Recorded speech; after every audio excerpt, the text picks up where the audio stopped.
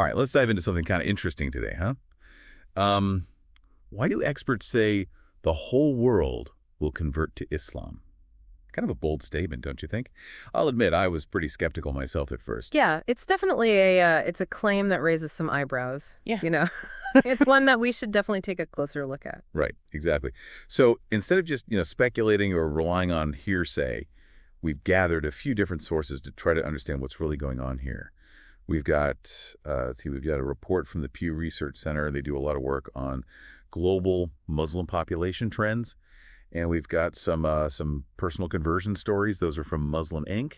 And we've also got an article from the Christian Broadcasting Network. That one explores why some Westerners, why they're choosing Islam. Yeah, that's a good mix of perspectives for sure. We should get a more balanced view that way, right? Exactly. And it's really important to remember, we're just here to explore these sources. We're not promoting or endorsing any particular viewpoint here. We just want to kind of see what the data and the personal stories, what they tell us. Exactly. Let's see what the evidence says.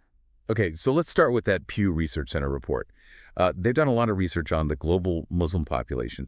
And one thing that really jumped out at me was their projection that the Muslim population is expected to grow by about 35% over the next few decades. That's a big increase, isn't it? Oh, yeah. It is, yeah. That would mean an estimated 2.2 billion Muslims in the world by, 2030, they said. But here's what's interesting. Okay, so even though the population is growing, the rate of that growth is, it's actually slowing down. Oh, really? Huh. Okay. I was kind of expecting, to see these huge growth projections, but this sounds like a more complex picture than that. Yeah. So what are the things that are driving the growth, but also the slowdown at the same time? So one of the main factors is fertility rates. Muslim populations tend to have higher fertility rates than other groups, which means that they're having more children, on average. Okay, so that makes sense. More babies, that means a higher population growth. Exactly, yeah. And another factor is age structure. So the Muslim population, it has a pretty young age structure, right? There's a larger proportion of people, who are in their childbearing years compared to other groups. And that also contributes to the higher growth rate. So it's not just about how many kids each family has, but it's about how many people are at that stage in life when they're having kids. Exactly. Yeah, exactly. And we also can't forget about the improvements in healthcare and economic conditions in a lot of Muslim majority countries, right? That's led to lower mortality rates. So people are living longer. Okay, so we've got more people being born and they're living longer. That all leads to more growth. Right. But you mentioned a slowdown, too. So what's causing that? Right. Yeah. So here's where it gets really interesting. Okay, so we see these factors that are driving growth, right?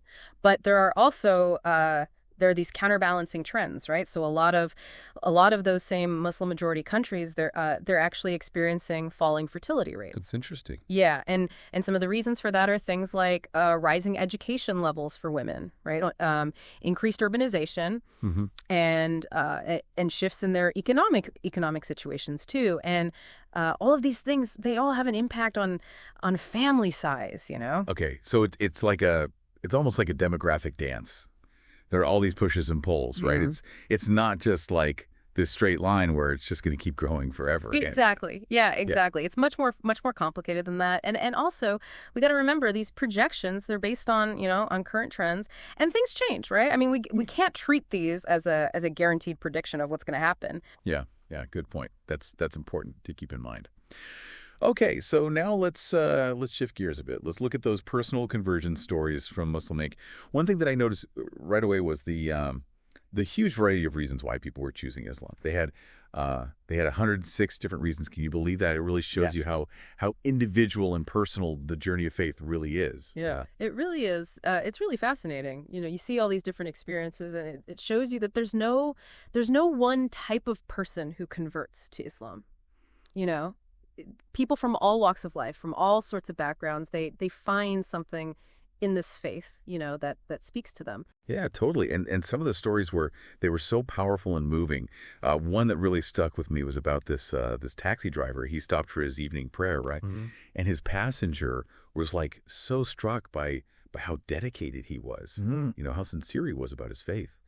And it made the passenger curious about Islam. It shows you how much how much of an impact it can have just seeing someone's faith in action. Yeah. Like it can really inspire people. It really can. Yeah, it's a great example of actions speaking louder than words. Yeah. That genuine commitment, it can really touch people in ways you don't expect. Yeah. And another story that I thought was really really touching was about this woman whose husband was really sick. And she got this incredible support and comfort from a Muslim family during that time. It was really hard for her. And that experience actually led her to Islam. It shows you the power of human connection, and empathy. You can transcend those religious differences. You know what I mean? Oh, for sure. Yeah, shared experiences, especially when you're going through a hard time. It can really create these strong bonds, and it shows that compassion and kindness, those are universal languages. They can speak to anybody. Yeah, exactly. There was also this story about a Hindu man.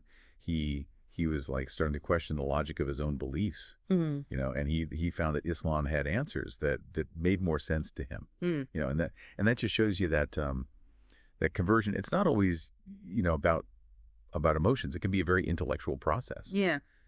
Finding a belief system that aligns with your reasoning. Yeah, that's a good reminder that faith, it's complex. It can be rooted in emotion, like you said. It can be personal experiences. It can be, intellectual inquiry, or it can be, some combination of all those things. Yeah, right.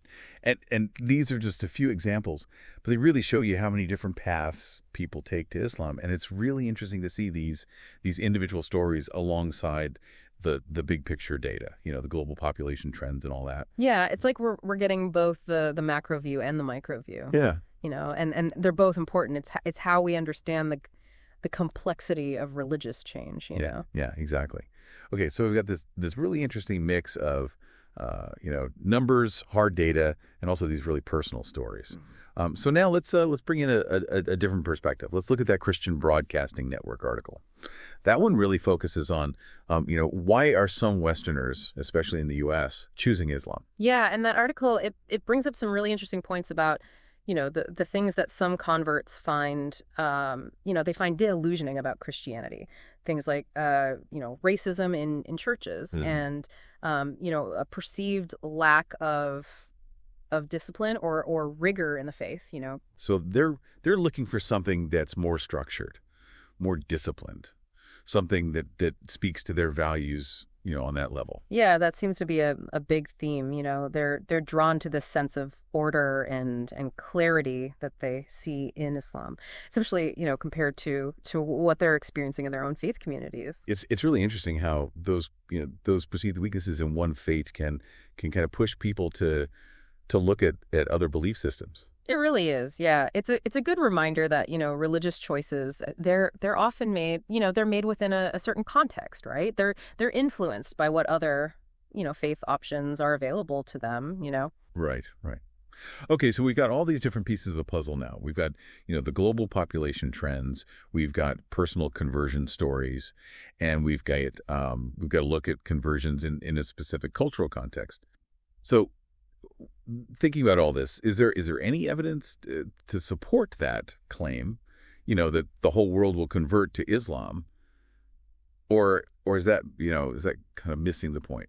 That's the big question, isn't it? And I think the answer is it's more complicated than just a yes or no. I mean, population projections, they're useful, but they're not magic. We can't predict the future with 100% certainty.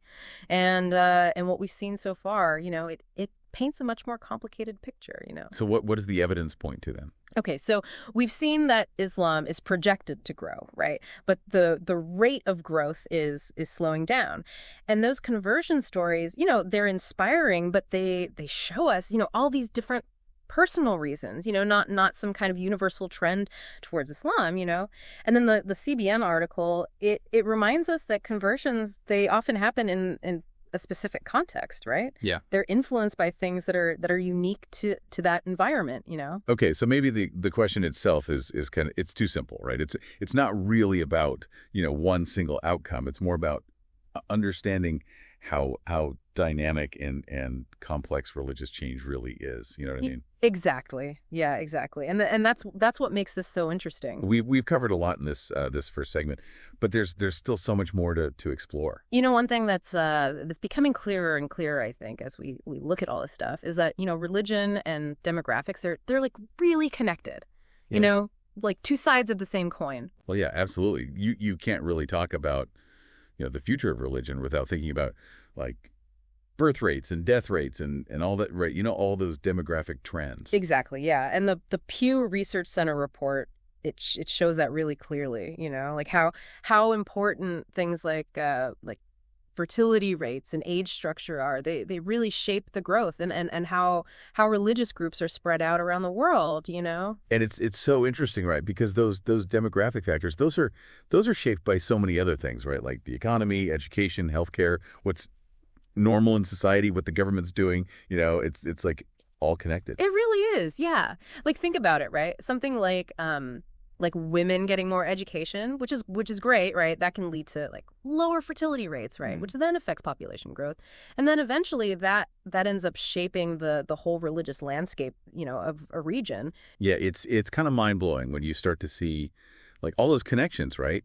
How one thing can lead to all these other changes. It makes you realize that like predicting what's going to happen with religion, it's not easy at all. Oh, it's super complex. Yeah. There are so many things that can change, And I think that's why that initial question, why do experts say the whole world will convert to Islam? It might be a little too simple, Right. It's not really about like predicting one specific thing. It's more about, trying to understand all these different forces, right? The things that are constantly shaping religion around the world. Right. It's about appreciating that complexity and realizing that things are always changing. Yeah, exactly. It's a very, very dynamic process. It's not a one-way street. Okay, so we've talked about like some pretty big ideas here, but I want to go back to those personal conversion stories for a minute. I don't know about you, but I found them, they were really human. I felt like I could relate to them, even though I don't share the same faith personally. Oh yeah, me too. Totally. It's like they put a face to the numbers, They remind us that it's not just statistics and projections, right? It's real people who are, wrestling with these questions of faith and what their life means, what their purpose is, And those questions are, they're universal, right? It doesn't matter what your background is, what you believe. Oh, absolutely. Yeah. And it's so fascinating to see how the answers can be so different. What clicks with one person might not, do anything for someone else. It's a very personal thing. Yeah. And I love how those stories, they weren't just about, finding the right religion. It was about finding something that felt, I don't know, genuine to them. You know what I mean? Right. It could be, a sense of community, like they felt like they belonged, or maybe they found a way to make sense of the world, or even just like comfort and strength when things were tough. Yeah, like everybody had their own puzzle, right? And Islam was the missing piece. Right. Well, at least at that point in their lives. Yeah, that's a great way to put it. And it makes you wonder, how those pieces might change over time, right? As people grow and change, and as their lives change. Totally. Those changes, they could lead them to stick with the faith or maybe explore something different, right? It's all part of the journey. It is. Yeah, and that's something I think is really important for everyone to kind of wrap their heads around, right? That religious identity, it's not, set in stone, It can change. It can be really personal. It's a fluid thing. Oh yeah, for sure.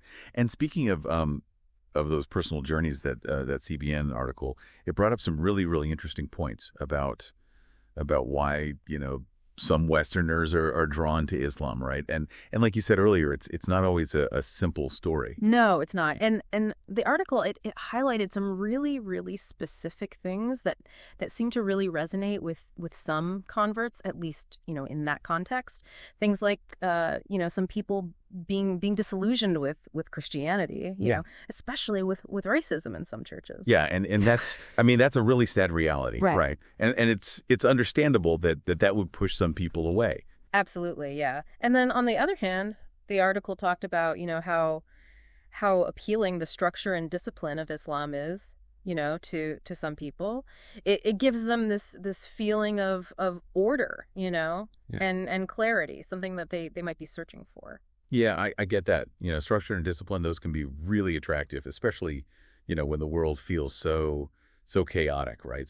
So unpredictable. Oh yeah, totally. It can give people a sense of stability, like a firm foundation. Right, right. But we have to remember, that it's just one perspective, right? Yeah. It's just one way of looking at this whole thing. Yeah, totally. You got it. It's not, we can't, say this applies to every Westerner who converts, or about Islam as a whole. That's not the point. Right. It's more about, recognizing that everyone's experience is different. Yeah. Right. And we shouldn't jump to conclusions based on just a little bit of information. Yeah, for sure. Context is always important. Right. Right. Okay, so we've talked about the numbers, the personal stories, and some of the things that are driving conversions, especially in the West. But I think it's time to talk about, the elephant in the room, how Islam is perceived, Yeah. especially in the media. Oh yeah, that's a conversation we definitely need to have for sure. It's a big part of this whole picture. Because let's be honest, right? There's a lot of negativity around Islam, especially, since 9/11, right? Yeah. You see it on the news. You hear it from politicians, and it definitely affects how people think about Islam. It's a big problem. Yeah. And it's often based on like totally wrong information, stereotypes, and honestly just plain bigotry. Yeah, it's like this fear of anyone who's different, right? And they put all that fear onto a whole religion, and that's really harmful. Oh, it's really damaging. Yeah. It creates this atmosphere of like suspicion, and people don't trust each other. And that makes it so much harder to talk about Islam in a way that's thoughtful and respectful. Yeah, yeah, and it's a shame, right? Because it prevents people from really understanding, how rich Islam is. Yeah. And how diverse it is, and how spiritual it is, for the people in that community. Oh, you're absolutely right. It takes this really complex faith with like over 1.8 billion followers and turns it into this cartoon basically. And that's just not fair or accurate. So, how do we even start to change those harmful stories? How do we get past all the noise and have real conversations about Islam? Well, I think education is a huge part of it. Yeah. Like looking for information from sources you can trust, and listening to different perspectives, and being willing to examine our own biases. Yeah. Those are all really important steps. Yeah, yeah, and being willing to listen to Muslims themselves, right, about their own experiences instead of relying on what other people say or what you see in the media. Absolutely, because when you actually take the time to understand someone's faith, their culture, their values, it's much harder to demonize them. Yeah, and that's where those personal conversion stories are so powerful, right? They show the human side of a faith that's off, it's made to seem less than human in all the public talk, Yeah, they give us a glimpse, into what people are thinking and feeling, right? People who have found something real, something meaningful, something that's changed their lives in Islam. And that's something we can all connect with, right? It doesn't matter if we believe the same things or not. It's about recognizing that we're all human, even when we're different. Yeah, that's a really good way to put it. So to everyone listening out there, keep this conversation going. Look for different voices, ask questions, and challenge those harmful ideas that are out there. Because if you want to understand Islam or really any religion, Right. you need empathy. You need to be curious. And you got to be willing to step outside your comfort zone, Yeah, and that's what the deep dive is all about, right? Exploring new ideas, learning, and broadening our horizons together. Yeah, you said it.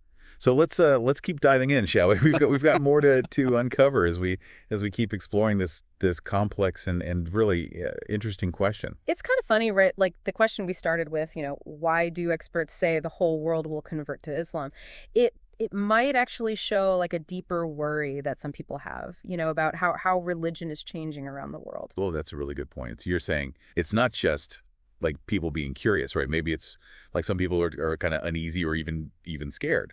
Yeah, exactly. Like it often gets mixed up with these ideas about, like Christianity declining in the West, or that whole clash of civilizations thing, between Islam and the West. Which is, I mean, come on, right? Those are such simple ways of looking at the world, and they're often really harmful too. Totally. Yeah, they make it seem like it's like one religion against another, and they ignore all the differences within those faiths, right? And it creates this us versus them thing. And that kind of thinking, it can have real consequences, right? It can lead to like prejudice, discrimination, even violence. It's really important to challenge those ideas, to push back against those harmful stories and try to promote understanding and respect between different religions. So well said. I think that's a big takeaway from what we've talked about today, right? Like when we think about religion, whether it's Islam or any other faith, we got to be nuanced. We got to think critically, and we got to be willing to embrace the fact that it's complicated. Yeah, I couldn't agree more. It's not about finding easy answers or making these big judgments about whole groups of people. It's about, acknowledging that religious beliefs they're rich, they're diverse, and they're really personal. And those beliefs, they're always changing too, right? They're shaped by people's own experiences, by the culture they live in, and by what's happening in the world. Yeah, it's a process that's always in motion, and it's something that deserves our attention and respect. Okay, so as we wrap up this deep dive, I want to leave our listeners with a final thought. Instead of getting hung up on whether everyone will convert to Islam, maybe a better question is, how can we create a world where people of all faiths feel safe, and respected and valued? That's a beautiful question, and it's one that I think we can all try to answer in our own way. Yeah, absolutely. By educating ourselves, by challenging our own biases, by building connections between different communities, and by celebrating all the different beliefs that make up our world. And by remembering that, at the end of the day, we're all human, right? And that's way more important than our differences. I love that. Well, hey, thanks for joining us on this deep dive. It's been a really fascinating topic, that's for sure. Keep those questions coming, and we'll see you next time for another exploration.